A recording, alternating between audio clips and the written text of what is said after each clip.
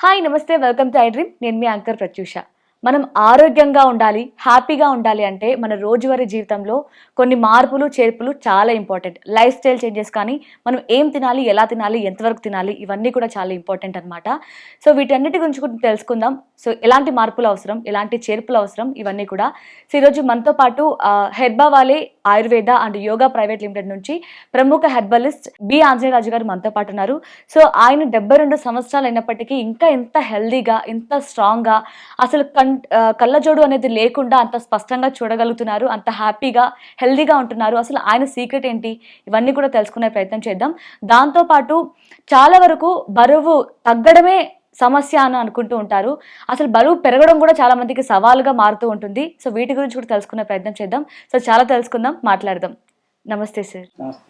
So చూడడానికి నిజంగానే చాలా హెల్దీగా, హ్యాపీగా ఉన్నట్టు కనిపిస్తున్నారు. సో నేను అడగచ్చు సార్ మిమ్మల్ని? చెప్పండి అమ్మా. సో మీ ఏజ్ ఎంత ఉంటుంది? ఇప్పుడు 72 రన్నింగ్ అమ్మా. 72.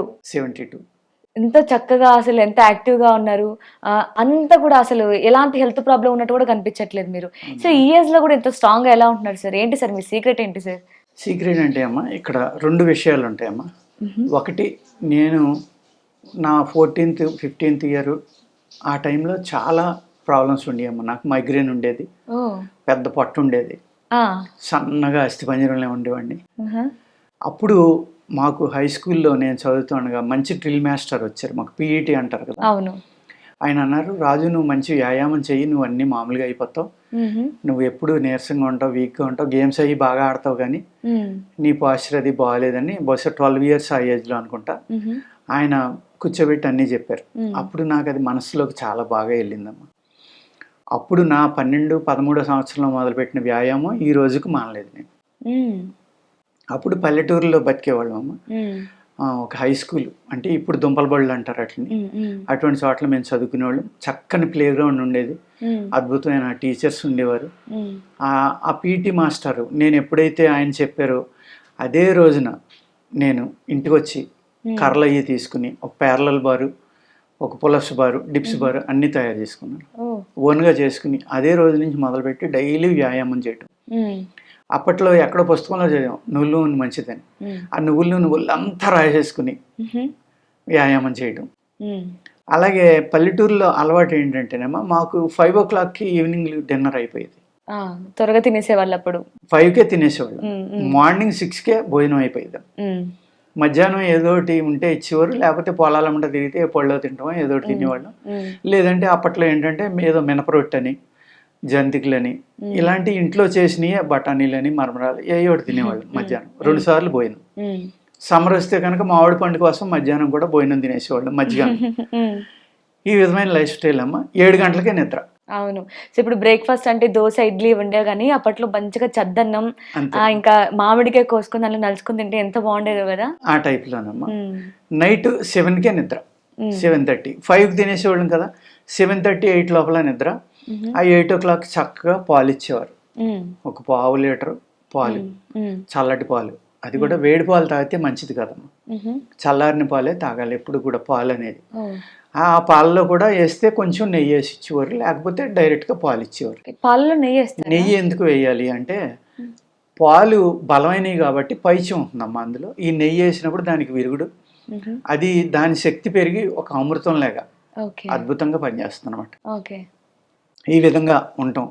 లేకపోతే ఈ సన్నగా ఉన్న పిల్లల్ని ఆ ఇంటి యజమాని ఉదయం పాలు పితకడానికి వెళ్ళినప్పుడు కూడా తీసుకుపోయి మా నాన్నగారు నాకు ఇచ్చేవారు. అలాగా పలకల గ్లాసులని, కంచు గ్లాసులని ఉండి ఇంత ఒక 400-300 ml పట్టాయి అనమాట. అది ఆవు దగ్గర కూర్చుని ఆ పాలు పిండి నొరగతోటి ఉన్నాయి, ఆ గ్లాస్ ఇచ్చి వేడివేడిగా ఉండగా తాగే అనేవారు. అలా తాగేసేవాళ్ళం.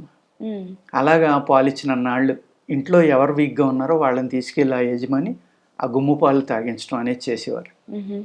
ప్లస్ టైం టు టైం అమ్మ నిద్ర. 7 గంటలకి 8 గంటలకి నిద్రపోయినప్పుడు ఏమవుతుంది, 3 గంటలకు లేపేసేవారు. 3 దాటాక పడుకుంటే ఒక నేరస్తుడి కింద లెక్క.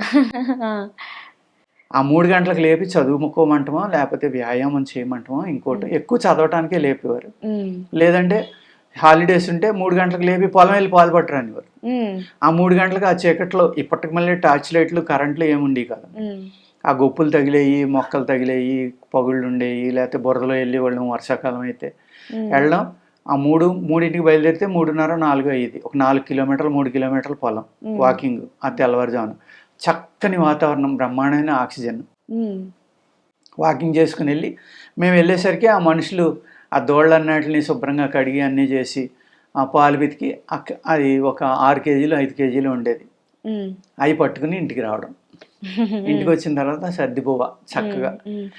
ఇవన్నీ ఇప్పట్లో సినిమాలో చూడాల్సి వస్తుంది కానీ రియాలిటీలో ఎక్కడ కనిపించట్లేవు. ఆ విధమైన లైఫ్ స్టైల్.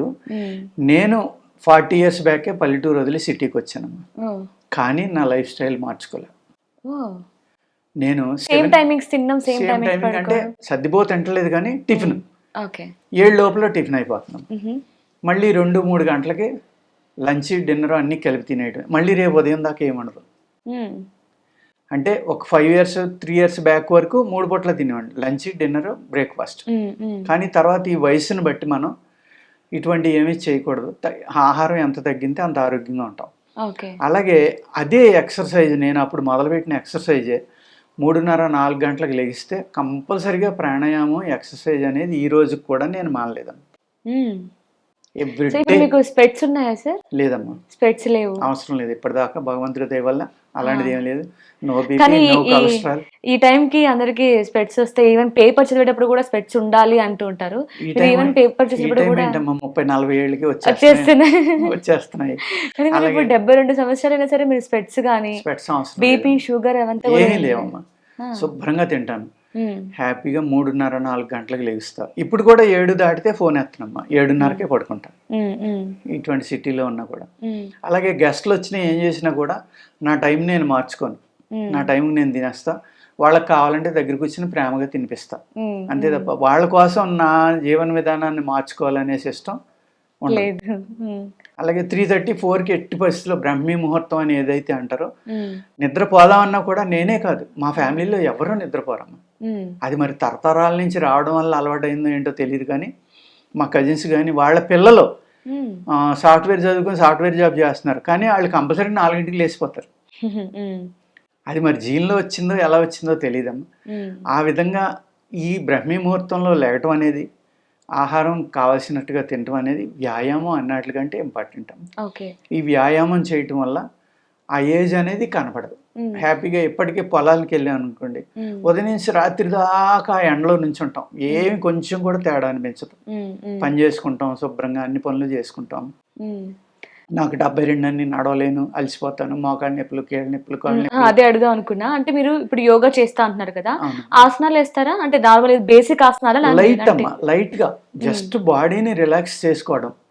ఏది షోల్డర్స్ కానీ, యాంకిల్స్ కానీ, నెక్ కానీ, బ్యాక్ కానీ. బ్యాక్ స్ట్రెంగ్త్ కోసం మట్టికి ఎవ్రీడే చేస్తానమ్మా నేను. ఓకే, కొంచెం ఏజ్ అయిన తర్వాత ఆసనాలు వేస్తే ప్రాబ్లం వస్తుంది, పట్టేస్తాయి మోకాలు కానీ, గుజ్జు ఉండదు కదా, ప్రాబ్లమ్స్ వస్తాయని చెప్తూ ఉంటారు. అలానే భ్రమపడుతూ ఉంటూ చాలా మంది ఉంటారు.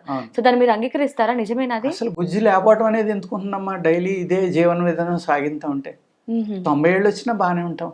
ఓకే, అదే మీరు ఆ జీవన విధానం మారిపోయి రోజు 4 సార్లు భోంచేసి ఏసీల్లో పడుకుని 7 దాకా లెక్కకుండా, బ్రహ్మీ ముహూర్తం అనేది లేవకుండా, ప్రాణాయామం కానీ ఎక్సర్సైజ్ కానీ చేయకపోతే అందరికీ ప్రాబ్లమ్స్ వస్తాయమ్మా. ఓకే, అలాగే మన వంశంలో ఉన్న జీన్ని బట్టి కూడా ఈ వ్యాధులు అనేవి కూడా రాకపోవడానికి అవకాశం ఉంది.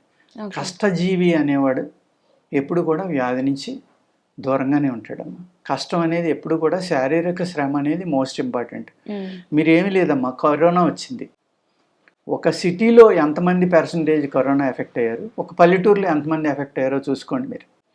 సిటీలోనే ఎక్కువ మంది అవుతారు. మినిమం అంటే మినిమం అమ్మ పల్లెటూరులో. చావు అంటే చాలా రేరు, 10 విలేజ్లో ఒకళ్ళిద్దరు పోయి ఉంటారు అంతే. అదే సిటీలో 10 ఇళ్లలో 10 మంది పోయినవి కూడా ఉన్నాయి కొన్ని ఏరియాలు. అంచేత అక్కడైనా మనం తెలుసుకోవాలి కదా, వాళ్ళు ఎండలో తిరుగుతున్నారు, కష్టపడడం వల్ల వాళ్ళకి ఇమ్యూనిటీ బాగుంది. నేను జహీరాబాద్లో ఫామ్ ఉందమ్మా, అక్కడ మెడిసిన్ ఇస్తాను. పెరాలసిస్ వచ్చి పడిపోయిన వాళ్ళు 4 మోసుకొచ్చిన వాళ్ళు 2 నెలల్లోనే వాళ్ళు నడిచి వస్తూ ఉంటారు. అదే సిటీలో అయితే 10 నెలల వాడినా నడవరు. ఆ డిఫరెన్స్ ఎందుకు వస్తుంది?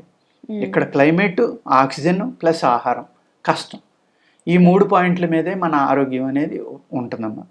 అందుకు నేను ఏంటంటే సాధ్యమైనంత వరకు బయటికి వెళ్ళిపోవడానికే చూస్తా, క్లైమేట్ బాగున్న చోటికి, ఆక్సిజన్ కోసమే చూస్తానమ్మా. అలాగే ప్రాణాయామం, వ్యాయామం అనేది ఆల్మోస్ట్ కంటిన్యూగా చేస్తూనే ఉంటా. ఎప్పుడైనా పొలాన్ని ఎక్కువ శ్రమ పడి అలసిపోతే నిద్రపోతానేమో, అది కూడా 4ంటికి మెలకు వచ్చేస్తుంది, కానీ బతకంగా ఉందిలే వాళ్ళు కష్టపడ్డాను పడుకుందాం, ఈ ఏజ్ని బట్టి రెస్ట్ ఇంపార్టెంట్ అని మళ్ళీ పడుకుంటే నిద్ర పడుతుంది. అంటే అప్పుడప్పుడు మీకు ఫామ్ ఉంది కదా అక్కడ జైరాబాద్లో, వెళ్తూ ఉంటారా? నార్మల్గా షూట్స్కి వెళ్తూ ఉంటాం అక్కడికి, మేము ఇదివరకు కూడా వచ్చాం కదా. అలా కాకుండా ఈ సిటీ లైఫ్ని కొంచెం దూరంగా ఉందాం, అది కూడా అక్కడ అంతా కూడా హెర్బల్ ట్రీస్ అన్నీ ఉంటాయి, ప్రశాంతంగా వాతావరణం, స్మెల్ కూడా మంచిగా వస్తుంటుంది హెర్బల్ అంటేనే. బాగా ఎంజాయ్ చేస్తూ ఉంటారు అక్కడికి వెళ్ళి, అప్పుడప్పుడు టైం స్పెండ్ చేస్తూ ఉంటారా? 100%. ఎంత బాగా ఎంజాయ్ చేస్తానంటే, నేను సమ్మర్ వచ్చింది అనుకోండి, హ్యాపీగా మడత మంచం వేసుకుని అలగెత్తలో పడుకుని ఆ ఆకాశం వంక చూస్తా, ఎంత ఎంజాయ్ చేస్తానో నాకే తెలియదు. అలాగే చంద్రోదయం అంటే పిచ్చి అనమాట. ఆ పౌర్ణిమ అలాంటివి వచ్చినాయి అనుకోండి పొలంలో ఉండగా, దాని వంక చూస్తా అలాగా ఆనందంగా ఆ డైరెక్షన్లో పడుకుని ఆ వెన్నెల మీద పడతా. అంటే ఈ సూర్యరశ్మి వెన్నెల అనేది అద్భుతమైన శక్తిని ఇస్తుందమ్మ మానవ శరీరానికి. చాలా అంటే చాలా ఇంపార్టెంట్ అనమాట. ఇక్కడ 3 గ్రహాలు మన శరీరం మీద ఎక్కువ ప్రభావం చూపిస్తాయమ్మా. భూమి మీద ఉన్నాం కాబట్టి భూమి, సూర్యుడు, చంద్రుడు, ఆ 3 మీద ఆధారపడే మనకి ఎడ, పింగళ, సుషుమ్న అనే నాడులు 3, ఆ 3 గ్రహాల యొక్క ప్రభావంతో పనిచేస్తాయి. సో అంటే అప్పుడప్పుడు అవి కూడా అవసరం అంటారు. అంతే కదా. ఎడ నాడి అంటే సూర్యుడమ్మ, సూర్యశక్తి, పింగళ అంటే చంద్రశక్తి, సుషుమ్న అంటే భూమి మూలాధారం. అలాగా ఈ 3 నాడుల మీద ఆధారపడి ఉంటుంది కాబట్టి ఆ కాంతి అనేది తీసుకోవడం కూడా ఎంతో అంటే అంత ఇంపార్టెంట్ అమ్మ. ఈ సూర్యుడు అనే ఆయన భూమిని కాలుస్తాడు, చంద్రుడు చల్లని కిరణాలను ఇస్తాడు. ఒక విత్తనాన్ని మీరు భూమిలో వేసిన తర్వాత, వర్షం పడిన తర్వాత ఆ విత్తనం మొలకెత్తడానికి సూర్యరశ్మి ఎంత ఇంపార్టెంటో, చంద్రుని యొక్క కిరణాలు అందులో ఈ సంతాన కలిగించే లక్షణాలు, అంటే ఆ మొలకెత్తే గుణాన్ని చంద్రుడు ఇస్తాడమ్మా, మొలకెత్తే వాతావరణాన్ని సూర్యుడు ఇస్తాడు. సేమ్ మనం కూడా ప్రకృతిలో ఒక భాగమే కాబట్టి మన శరీరం కూడా వాటి మీద ఆధారపడి రియాక్ట్ అవుతుంది. కాబట్టి ఆ ప్రకృతిలోకి వెళ్ళడం అనేది ఇవాళ బిజియెస్ట్ లైఫ్ సిటీలో ఎంతో కష్టపడి రాత్రులు పగలు జీవన విధానం కోరికల వల్ల కష్టపడి సంపాదిస్తూ ఉంటారు, కానీ ఇదంతా హాస్పిటల్కి ఇస్తూ ఉంటారు. అలా కాకుండా బయటికి వెళ్ళిపోయి అట్లీస్ట్ సంవత్సరంలో నెలకు ఒకసారి, సంవత్సరానికి కుదిరిన వాళ్ళు నెల వెళ్ళొచ్చు, 15 రోజులకి వెళ్ళొచ్చు, కుదరని వాళ్ళు సంవత్సరానికి ఒకసారి వెళ్ళి అయినా 2-3 రోజులు కనుక ఆ చల్లని వాతావరణం, చక్కని వాతావరణంలో మంచి ఆక్సిజన్ తీసుకుని ఉంటే కనుక మళ్ళీ ఒక 6 నెలలకు సరిపడి రిజర్వేషన్ మన బాడీలో, లంగ్స్లో జరుగుతుందండి. Nice sir, nice journey. Actually చాలా హెల్దీగా, హ్యాపీగా ఉన్నారు మీరైతే. సో నార్మల్గా మనం కొటేషన్స్ చూస్తూ ఉంటాం, నేచర్ని నమ్ముకుంటే మంచి లైఫ్ ఉంటుంది, హెల్దీ లైఫ్ ఉంటుంది, హ్యాపీ లైఫ్ ఉంటుంది అని. సో దానికి పర్ఫెక్ట్ ఎగ్జాంపుల్ మీరు కనిపిస్తున్నారు మా కళ్ళెదురుగా. సో నార్మల్గా మీరే అది పొందడం కాకుండా, నేను పొందాను కదా, నా ఫ్యామిలీ మీరు అన్నట్టు ఇందాక జీన్స్ ప్రభావం ఏమో అని, నా ఫ్యామిలీ కూడా హ్యాపీగా ఉంది కదా, నేను ఇలాగే ఉంటే సరిపోతుంది, ఇంకెందుకు వేరే వాళ్ళకి సజెస్ట్ చేయాలి అని అనుకోకుండా మీరు ఏదైతే అనుభవించారో అది చుట్టూ ఉన్న జనాలు కూడా అనుభవించాలి అని ఈ హెర్బా వాళ్ళు స్టార్ట్ చేసినట్టున్నారు కదా. అవునండి. Okay, nice sir. సో చాలా మందికి మీలాగే హెల్దీ లైఫ్ని, అలాగే హ్యాపీ లైఫ్ని అందిస్తున్నారు. Thank you so much sir. నమస్తే. సో ఆంజనేయ రాజు గారు అయితే మీకు ఎలాంటి ప్రాబ్లంకైనా, ఏ హెల్త్ ప్రాబ్లంకైనా సరే న్యాచురల్ పద్ధతిలో ఎలాంటి సైడ్ ఎఫెక్ట్స్ లేకుండా మంచి మెడిసిన్ అందిస్తున్నారు, హెర్బల్ మెడిసిన్ అనమాట. సో మీకు కూడా ఏమైనా మాట్లాడాలి, ఎలాంటి హెల్త్ ప్రాబ్లమ్స్ అయినా ఫేస్ చేస్తుంటే, మాకు ఇది ప్రాబ్లం ఉంది, మాకు సొల్యూషన్ కావాలి అని సార్ని కన్సల్ట్ అవ్వాలి అనుకుంటే స్క్రీన్ మీద కనిపిస్తున్న నెంబర్కి కాంటాక్ట్ అవ్వండి. Thank you so much for watching. And for more videos, please subscribe to iDream. Please subscribe to iDream. Please subscribe iDream. And please subscribe to iDream. For more videos, subscribe to iDream. please like, share and subscribe to the channel. Congratulations, iDream. Subscribe to iDream. Subscribe to iDream. So subscribe to iDream Media. iDream ki iDream team andarki huge congratulations. Please subscribe iDream Media. Please subscribe to iDream. Subscribe iDream. Please subscribe to iDream. iDream అంటే నా కళల ఛానల్ను subscribe చేసుకున్న నోరు తిరుగుతలేదు, మీరైతే గంట గుర్తు కొట్టండి. For more such videos, please subscribe to iDream. Subscribe to iDream. Please subscribe to iDream. Please subscribe iDream Media. Please do subscribe to iDream. Please subscribe to iDream Media. For best entertainment and information, please subscribe iDream. And don't forget to subscribe to iDream.